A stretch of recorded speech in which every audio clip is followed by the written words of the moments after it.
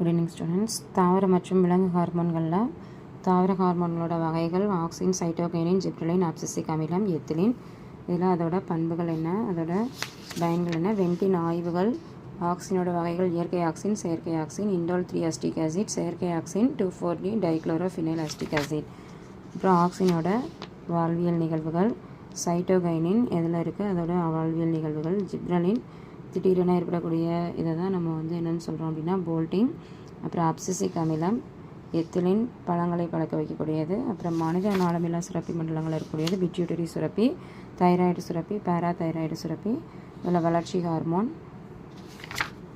அடுத்தது இந்த படம் எப்படி கேட்கலாம். தைராய்டு சுரப்பியில் தைராய்டு குருத்தெலும்பு, தைராய்டு சுரப்பி, மூச்சுக்குழல், திரளை. தைராய்டு ஹார்மோனோட பண்புகள். ஆளுமை ஹார்மோன் ஏன்னு சொல்கிறோன்னா உடல் மனம் ஆளுமையை கட்டுப்படுத்துறதுனால ஆளுமை ஹார்மோன்னு சொல்கிறோம்.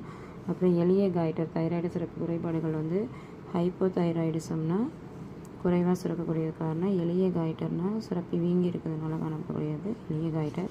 கிரிட்டினிசம்னா குறைவான மன வளர்ச்சி. மிக்சிடிமா அப்படிங்கிறது ஒப்பிய தோற்றம், வீங்கிய தோற்றம், உடல் எடை அதிகரிப்பு. ஹைப்பர் தைராய்டு துருத்திய கண்கள். அப்புறம் கணையத்தோட படம் கொடுத்து கூட வரைய சொல்லலாம். இரத்த நாளம், பித்த நாளம், லாங்கர்கான் திட்டுகள், டியோடினியம், கணைய நாளம், ஆக்சினார் செல்கள், பென்சிலின். அடுத்தது இது அட்ரினல் சுரப்பி, சிறுநீரகம், கேப்சூல், மெடுல்லா, இரத்த குழல்கள், கார்டெக்ஸ்.